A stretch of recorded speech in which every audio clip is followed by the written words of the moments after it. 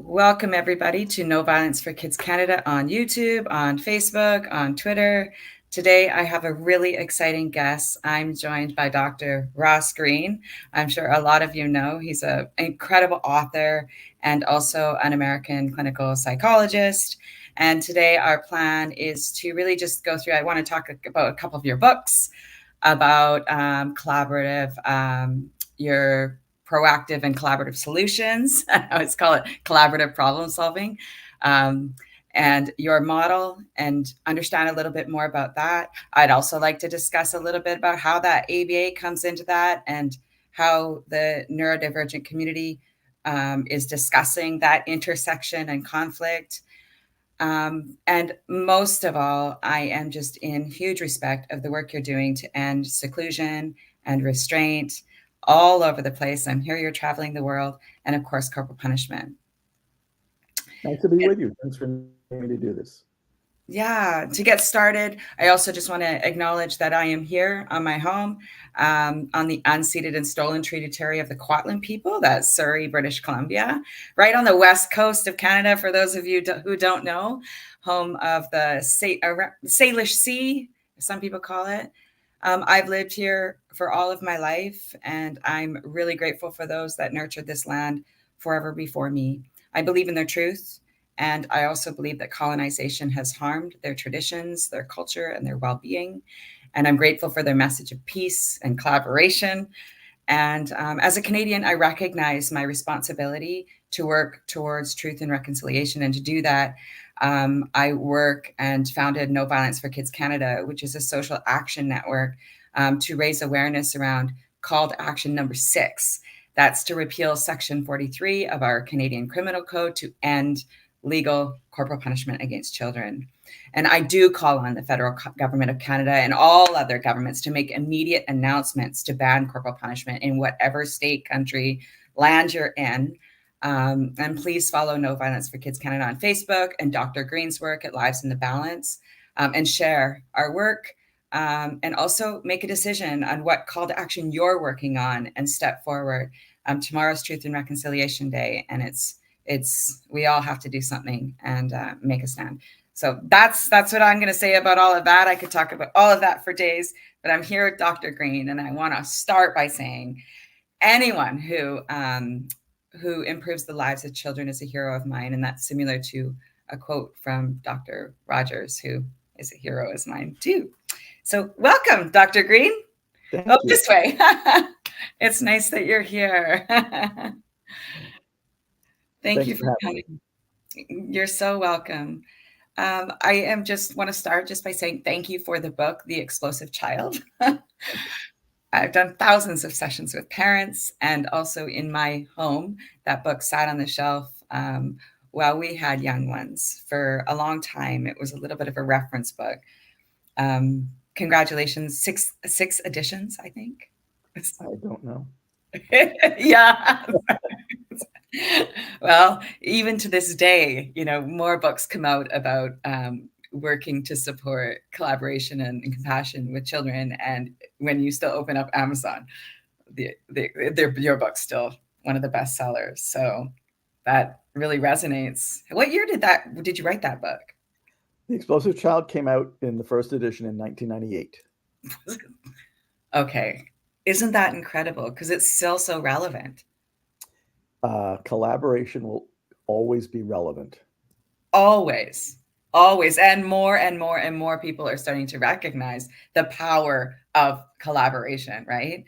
So that's really exciting. I wonder about if you could just tell me how you got into this work around discipline, like that punishment, discipline, power, collaboration, messy conversation that it is. 1998. Yeah, what's the story behind that?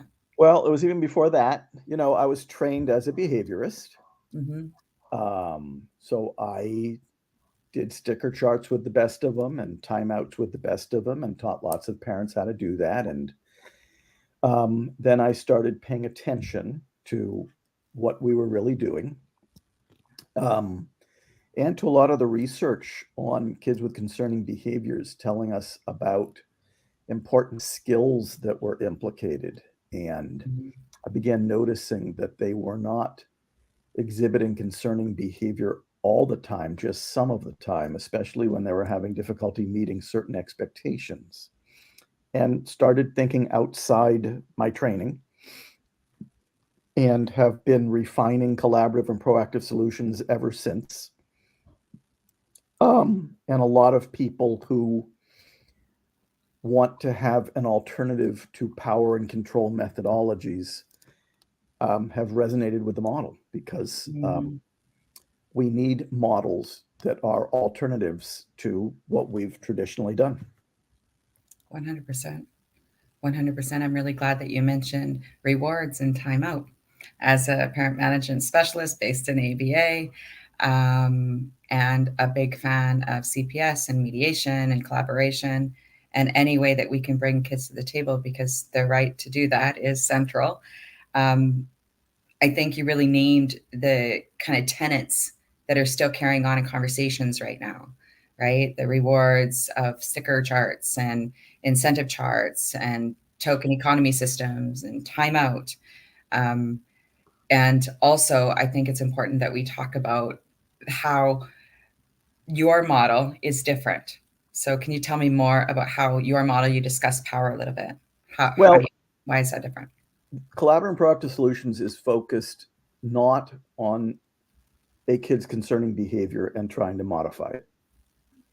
It's focused on the problems that are causing the behavior and trying to solve them. Mm-hmm. And the problem solving is of the collaborative kind, meaning that the kid is fully involved. 100%.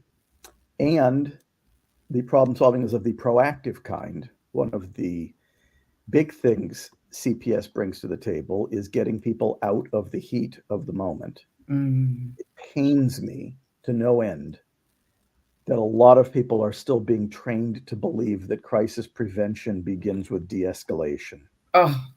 De-escalation is very late. Yeah. There's a lot you can do before you even come close to de-escalating a kid. So much. Namely, identifying and solving the problems that are causing the kid to become escalated in the first place. So there's a lot of things going on out there that don't need to be going on out there if people were getting the right training. But that, in a nutshell, is collaborative and proactive solutions. You are collaborating with kids on solving the problems that are affecting their lives, and you're doing it proactively. I love hearing that.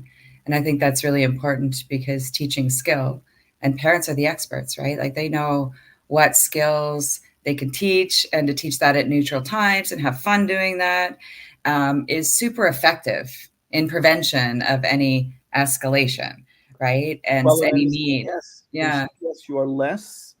The skills that we think are implicated here are skills like flexibility, adaptability, frustration tolerance, problem solving, emotion regulation. I actually have doubts about whether those skills are best enhanced through direct instruction or through a curriculum. I think those skills are best enhanced by engaging kids in the process of solving problems collaboratively, proactively. Yeah.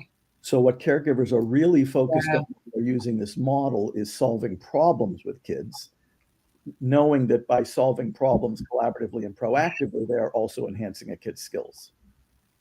I can't say enough about what you just said. It's exciting. It's exciting to bring that to parents, because I think that is sometimes a missing piece in the joy of parenting, right? That in the moment we can role play, like, what instead, or like, what's that going to sound like, and different ways of doing things together, and come up with a family storyline that's new. And it is just so exciting having it in rote curriculum. When you said that, what came up for me is that it's not accessible all the time. And it's often taught in a way or in environments that might not be helpful, or even, accessible, I guess is a good word for that.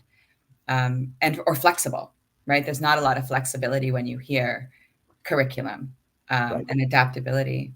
Yeah, I get excited thinking about that, because one of the things I love most about working with parents is role playing, and it's I just love it. It's probably why I do it so much. And I think when we think about collaboration and children and families and young people in general, that there's not enough play around problem solving. and it becomes so serious and punitive, and that's where we get off track really quick. But I really like the idea. Can you tell me a little bit more about the CPS model? And there's this kind of theme when you hear about it a little bit if you're not really into it, and I'm no expert in it. Obviously, I've only read a couple of your books, and I steal a couple of your practices. But plan A, plan B, plan C, what's that? Those are just three different ways of handling an expectation that a kid is having difficulty meeting. Plan A is when the adult is imposing a solution. It's when you're solving the problem unilaterally. Yeah. We don't recommend that. Plan B is where you're solving the problem collaboratively. We do recommend that. And plan C is where you are what we might call triaging or prioritizing. Yes. Once we identify all the expectations a kid is having difficulty meeting, we discover that we're not going to be able to solve them all at once because there are sometimes quite a few of them. And so we have to decide which ones we're going to try solving in the beginning and which ones we are going to put on hold in the beginning. Yeah. We help people understand that putting an expectation on hold is more about prioritizing and triaging. It is not about giving in. Right. It's not picking your battle, because it's not a battle either. Not about picking your battle. Yeah, I like that. Right. So those are the three plans. And what we help people do is figure out what problems they're going to be solving proactively, so they're not having to decide that in the heat of the moment. That's dangerous. Figure out what problems they are going to be putting on hold proactively, so they're not making that in the heat of the moment. And so we're really organizing the effort for people, both by helping them identify all of the expectations a kid is having difficulty reliably meeting proactively, and then proactively solving some of them, and proactively putting some on hold until we've solved some of the other ones, and then we can start working on little by little the ones that remain. Yeah. I really like that. I never took away from that before when I read it, this idea of prioritization. And, how that's so important, especially for a lot of parents that are coming maybe with challenges around prioritization, right? So it's just seeing how you're triaging that and the amount of emotional load that some parents are under. And when it's one thing after another, they will say, and I mean the external stressors, all of the things. So what a smart way to frame, how to be collaborative and how to teach and model your managing, like what you're going to, work on together. I never thought of that. What's that? A big goal is to get people out of the heat of the moment. So the proactive piece is huge. Once again, it's troubling that we're still putting so much energy into teaching adults what to do once they're already in the heat of the moment with a kid. We also, by the way, spend a lot of time teaching kids what to do once they're already frustrated. We sure do. Teach kids. I think we've got that backwards. I think we need to be teaching caregivers and kids how to identify, anticipate, and solve problems before the problems even come up again. Would you imagine our whole child protection systems and welfare systems working on prevention, Dr. Greene? Like, what are we going here? This is revolutionary, isn't it? Yeah. From like all government, all levels down to how we work with each other and our families, right? And I would add, with parents, when I talk to them about what gets in their way, it's external stressors, right? So it's really difficult to be in prevention mode when we're just getting by, right? And we just need to make a decision right now all the time. And so I really like, really pushing that message and talking about that ahead of time and practicing that and really holding that true. And, I guess what I'm saying is just having hope that it's possible when you have procedures and practices that can support being proactive. But I think that mind shift of going from a prescriptive behavioral lens to a prevention lens is somewhat scary when you're in survival mode. Well, the reason we're in survival mode when we are is because of all of those problems that we are ending up dealing with once they come up. So if we can take a step back, organize this, triage, crucial, then we can put ourselves in a position to be proactive, and we put ourselves in a position to feel a whole lot less overwhelmed. A whole lot less overwhelmed. And I think that's where the play comes from, and that's where the opportunity for connections come from. And that's really where most parents really want to be. I'm curious about what you can tell me about, now we're talking about supporting new skill and being preventative and proactive, and that's awesome. And where we need to go, you and I both, have conversations around physical discipline, punishment, and corporal punishment. Can you tell me about the school to prison pipeline, and a little bit more in connection with what restraint and seclusion is and how that might lead to that? Well, the school to prison pipeline refers to the fact that while these kids are very difficult, how we treat them has a great deal to do with what their outcomes are going to be. It goes without saying that many schools, by no means all, are still very punitive in their approach to kids who are struggling. Because the punitive doesn't work, the kids continue to struggle. They become increasingly alienated. They become increasingly disenfranchised. They become increasingly marginalized. And those are not very good outcomes. And what's interesting is we keep doing the same thing over and over again. We keep being punitive. We keep being exclusionary. How could that conceivably work? Among the practices that are included in that punitive exclusionary arsenal are practices like corporal punishment. There's no way that hitting a kid is going to do anything except harm. Hitting a kid could not conceivably solve a problem that's causing the behavior that we're hitting the kid for. So, bottom line is, if you keep applying an intervention that doesn't work, eventually you lose the patient. That's the school to prison pipeline. Among the other interventions that are in the punitive exclusionary arsenal are interventions like restraint and seclusion. Restraint and seclusion are often referred to as crisis prevention strategies. They are not. They are crisis management strategies. They occur at the end of a long sequence of events that begins with an expectation that a kid is having difficulty meeting. And the expectation that kid is having difficulty meeting is probably chronic, therefore can be identified proactively. Therefore, that problem can be solved proactively. And that, by the way, is why this model has quite the track record for dramatically reducing or eliminating the use of restraint and seclusion. Restraint and seclusion happens in the heat of the moment. It also is, people say that restraint and seclusion keep people safe. I am aware of no evidence to suggest that is true.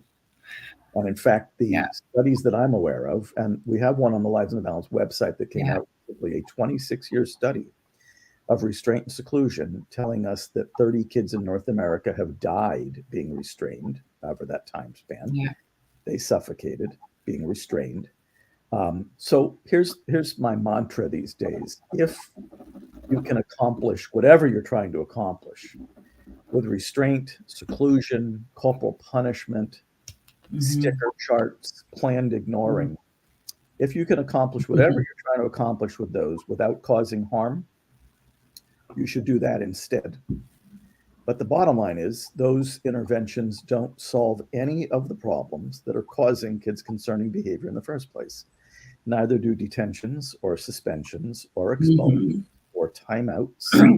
And so here's what's interesting. Once we help people understand that the real goal here is identifying and solving the problems that are causing concerning behavior, rather than responding to the concerning behavior in an exclusionary way, then people get on track. They start being much more proactive. They stop doing harm, and we start plucking kids out of the school to prison pipeline. Thank you so much for that incredible I can hear your passion in your voice. It makes me feel excited. I just want to picture. A low key day here because I'm still jet lagged. Oh, wow. I'm really feeling it, Dr. Greene. And one of the things that you said there, I think is super important is just recognizing, well, first off, restraint, seclusion, corporal punishment, all of the things that you just described are very harmful, right? As somebody who worked in a school for years and was exposed to, having to do those kind of things, restraint and seclusion, was the go-to, right? Working with children with autism 20 years ago, when I was working in schools, we had a little room and it was awful, like awful. It's why I left the school environment, because I was just in complete contradiction with what was happening.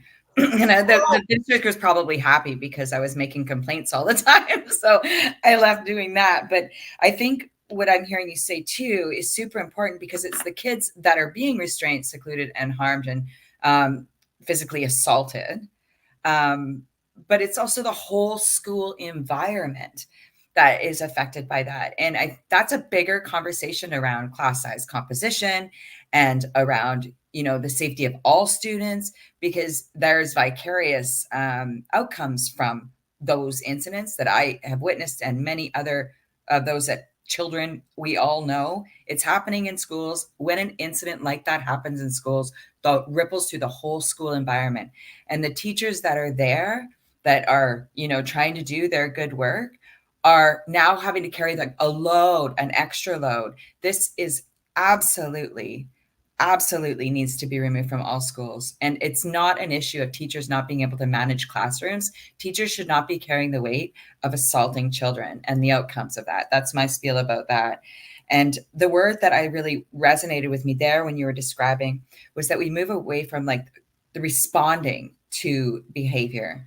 That really resonated with me. And I struggle with that in the work that I do now, with parents in interventions, because the system, parents have a problem with their children, they have problems at home, and they go to their doctor, and a pediatrician will refer them to a program, and then they end up sit on a wait list, right? How it's very difficult to be preventative, and go for support when you're on wait lists already, and then the whole system is set up for prescription like that. It's folks like you that are writing books and putting out these things that make it more accessible for parents. So I just want to highlight, like, that's a really big issue. It's bigger than what our values might be. It's really difficult to be a parent and get the support you need from a preventative lens. Well, and one of the reasons that I founded Lives in the Balance is to provide a hub of free web-based resources on the CPS model. So you've given me a new mantra: don't wait in line, get on the Lives in the Balance website. I love it. And the wait lists. It's interesting that you mention the autism community, because they are among the communities, and good for them, that have been most vocal about stop restraining and secluding us. Stop hitting us. And by the way, Black and brown people have been among the most vocal. Got notes and questions about that as well. Because, well, those are the populations to whom those strategies are applied disproportionately. Most. And you know what? They're sick of it. Yes, they should be. But they're also speaking out about any power and control methodologies. So, if we listen to the voices of the autism community, we will hear them telling us, once they're adults, that planned ignoring they experienced as harmful. And here's what's interesting. When you think about it, that makes sense. They're telling us that they experienced this seemingly benign intervention called sticker charts as harmful. These are the kids who are identified at very early ages, 3 or 4 years old, as being the kid who doesn't get the sticker. Well, if the sticker was going to solve the problem, if being ignored was going to solve the problem, and they don't, why are we still using them when they're not only solving the problem, not only not solving the problem, they're causing harm? I'll repeat my mantra. If there's another way to accomplish whatever you think you're accomplishing with planned ignoring or sticker charts, even though you're not accomplishing it, and not do harm at the same time, we should be interested. I am in that. It's interesting you're mentioning planned ignoring because in PMT that is such a tenet of Huge. PMT as well. And for me, it's really difficult because a lot of parents will come and say like, I don't want to do this, and I totally understand and how dangerous it can be because of learning about the outcomes of ABA and planned ignoring. Right? It's just I get why parents say that, so I like to talk to them more about planning ahead of time, right? So talking to kids about what you do when a situation will come. Again, though, this is very prescriptive, right? It's very difficult to do when parents are already in lineup in such crisis to be in a prevention mode, but to talk more about how they are engaging in conflict and how they can engage in collaboration and cooperation and what Yes. those, so it's almost like the middle there is a lot of the parents that I work with grew up in a world of punishment, and these very difficult to break those parenting traditions that are heavy-handed, right? There's an extreme difference between the power between parents and children through this lens. And so having, a lens that's kind of set there, like from working in this for years, but knowing like this is where we want to go, the incrementalism of that is super helpful sometimes, right? Some parents like, I'm just ignoring them, and they might actually be very harsh and very punitive. And for me to go in and say, oh, well, it's got to be completely cooperative, and that would not be helpful for many, right? So having just a little bit of a turn sometimes over months of working with them, it's really beautiful. Like when we talk about planned ignoring and they're like, oh, it's just walking away. And I'm like, well, no, right? We're going to talk about this and how even this could also be, a discussion. So it's a next step sometimes in a window towards being present almost. And that's an interesting, I could go on about that one for days, because I think by using these old traditional tools as a way of turning towards kids, especially for parents that are on the more punitive side, on the more authoritarian side, can be helpful. And then it helps to move forward. For parents that are typically, want to be collaborative already, it's a no-brainer. They come in, they don't want to do timeout, they don't want to do anything about any of that, right? So that's been my experience about some of that. What they're ignoring is the kid's behavior.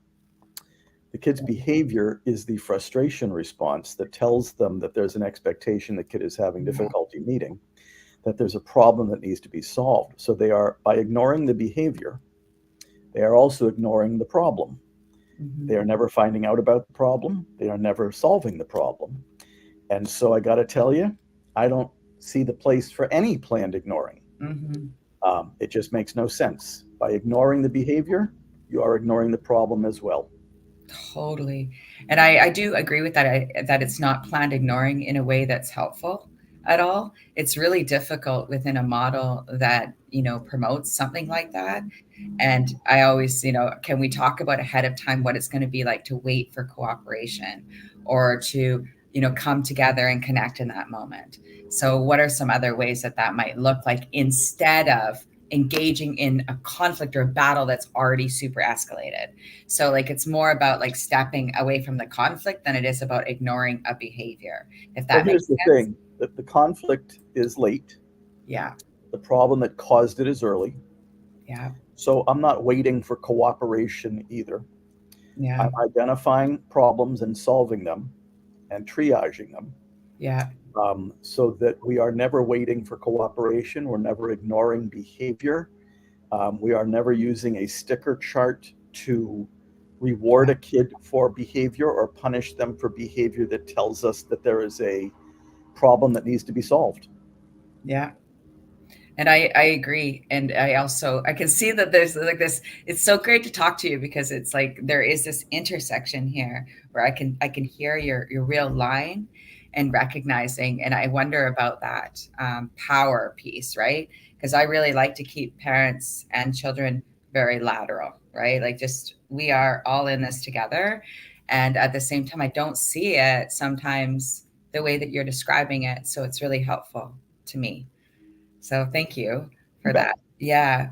I wonder if you could talk a little bit about, you've just defined seclusion and restraint and all of the work you're doing, about the work of Lives in the Balance. So the advocacy work.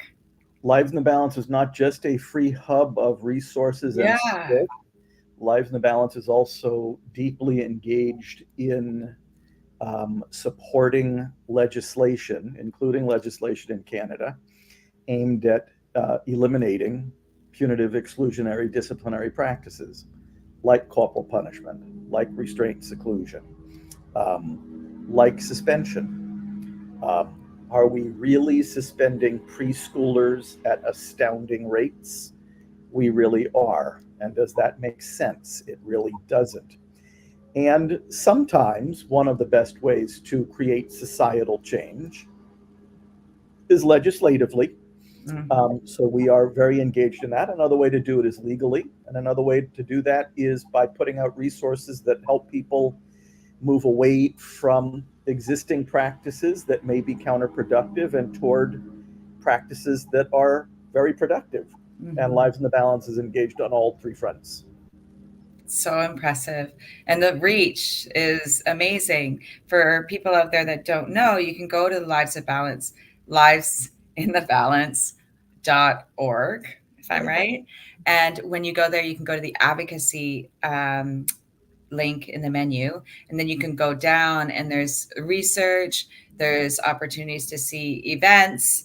Myself, I've attended a couple of the publication discussions over the last couple of years, and it's been fantastic. So some new research that comes out, and then you get together and talk about what the research is. And luckily and cool, like the researcher actually is there talking about the paper that they've developed and why and what those outcomes are, and it's really nice to have a discussion about how those papers can be useful in your work, in your home. It's very practical conversations. So thank you for putting that piece on, because that's a real educational piece. There's also training. So you can have training in the CPS model, and not just for parents, for anyone, school staff. And I just noticed there's such a variety of different kinds of. I'm thinking about doing it myself. I think it might be handy to have. Yeah. I also noticed that you are also doing a mental health summit with Dr. Joan Durant coming up. Yes. Thank you, Dr. Greene. Joan Durant is a big hero of mine. I've met with her many times talking about corporal punishment here in Canada. As a student, I've cited so much of her work. It's almost like now a permanent citation, as you know. So that's exciting. Can you tell me a little bit about this summit with Dr. Durant? It's our annual Children's Mental Health Advocacy Conference, and it's not just Joan Durant coming to us from Canada. It's one of your legislators, Senator Stan Kutcher. Oh, it's Dr. Okay, yes. And that's exciting too. But we have all kinds of legislative leaders and people from organizations that are supporting legislation aimed at getting rid of punitive exclusionary discipline. Yeah. We are anticipating 3,000 to 5,000 people. It's virtual. It's free. They still need to register, but they can do that on the Lives in the Balance website. That's in the description below. It is a full day of all of the legislative efforts, other interventions that are non-punitive and non-exclusionary, and how people can get involved. So that is always a highlight day. But of course, anytime we can hear from Joan Durant, it's a highlight in and of itself. She's lovely. And anybody who's out there too, Senator Stan Kutcher, if you don't know, he dropped the bill in our Senate here in Canada, Bill S-251, that's passed the Senate now in committee. And so if you go to Senator Stan Kutcher's website, you can look at ways to get active on that bill, write a letter, get behind it, share it with all your friends and family and network. This is a really exciting time right now with the amount of legislation that is on the table. in Canada, the US, and I know Australia is doing the same thing. I always see us three as kind of competing. I guess we're the big colonizers or something. Like, who's going to win this? But of course, New Zealand.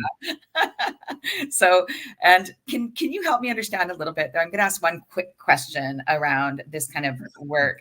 In Canada here, we have our Senate and the one bill on the table. How does the states going to do it? There's 52 states, and how is it helpful to have federal legislation? And is that going to help all the states? You're talking about the United States here? Yeah, the United States, yeah. You know, the federal government takes a strong stand on a lot of things that are unhealthy. That's why there are warning labels on cigarettes. That's why wearing a seatbelt is mandated. There's a lot of things on which the federal government takes action to keep people safe. It's time for the federal government to take action on keeping kids safe. And hitting kids on the butt with a piece of wood does not keep kids safe. It should be a no-brainer, except that there are still people in the United States who characterize hitting a kid as an act of love, and people who are not aware of the research telling us that not only does corporal punishment do no good, it does a lot of harm. So the key ingredient here is to get people educated about that practice and other practices that are also very counterproductive and do no good and only do harm. Mm-hmm. And to tell you the truth, I think we're getting there. I think, but it is not unprecedented to have the federal government tell us that it's important to get rid of things that are unhealthy for human beings, right? Why? So, yeah, go.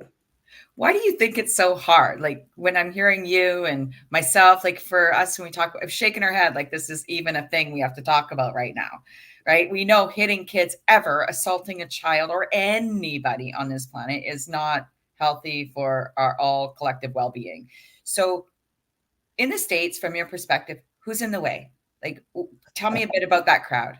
Like, what's in our way here? I think that there is a strong sentiment that the federal government should be as uninvolved in people's lives as possible. It is not the legislature's role to tell parents how to discipline their kids. I think that's a big driving force. And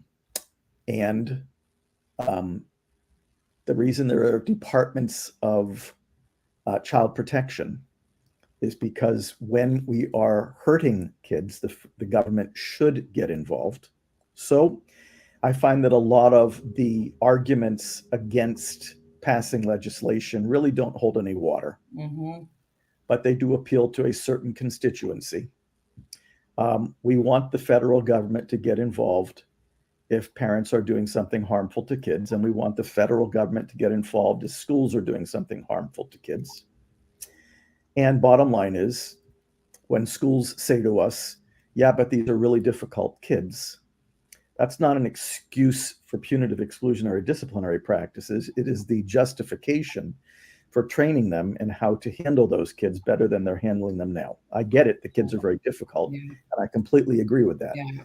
But that's what's standing in the way. Old ways of doing things and people who aren't aware enough of the research and of alternative practices to change their ways. That's to tell you the truth, if we could handle that stuff, we'd be in good shape. So education, providing resources, and urging the federal government to get behind, moving forward and past the archaic ways of the past. And please God, let's stop teaching educators that de-escalation is where crisis prevention begins. Absolutely. Absolutely. What would you like to add to this conversation when you think about your advocacy work? Is there anything else that you'd like to share? Well, it's important for people to get involved. There's strength in numbers. And Lives in the Balance is trying to create a hub and a network of people who are advocating for change so that we stop harming kids and so that we start teaching caregivers interventions that aren't doing harm and that are evidence-based and that are actually effective. But in a lot of places, that has come because parents insisted upon it. I'm going to go back to the autism community here. Mm-hmm. Boy, are they having their voice be heard. Are they ever? I believe that they are creating change. Yeah. And so I do think that change is possible. Mm-hmm. And I don't want people to underestimate the degree to which their voice can make a huge difference. Each individual voice creates a chorus, and the chorus is singing pretty loudly here. So that's the main thing I would say about the advocacy work. Get involved to the degree that you have time to get involved. Your voice does matter, and people are listening. Mm-hmm. I mean, Colorado and Idaho just became the first 2 states to ban corporal punishment in the last 20 years. There's legislation in many states, Oklahoma included, aimed at getting rid of corporal punishment. Wow. So we do have a little bit of momentum. Yeah. Lots of schools are looking at how to reduce their use of restraint and seclusion, even without legislation passing. Yeah. So, voices matter. And if you're speaking out against doing harm to kids, I think you're going to be safe. I think so too. Thank you so much for all of the work you do, Dr. Greene. It is an honor to talk to you from my work, from my family, and from all the kids and parents out there that I know and I've talked to over 20 years. Your work has come up consistently. So you're just a hero, and anything that I can do, please reach out. And anybody out there, please check out Dr. Greene's work, livesinthebalance.org. Listen to what he has to say, consider it, and talk to your friends and family and share the message that children deserve us to be preventative and responsive and warm and collaborative and inclusive. And together from Canada and the United States, let's just get louder. Thank you, everyone.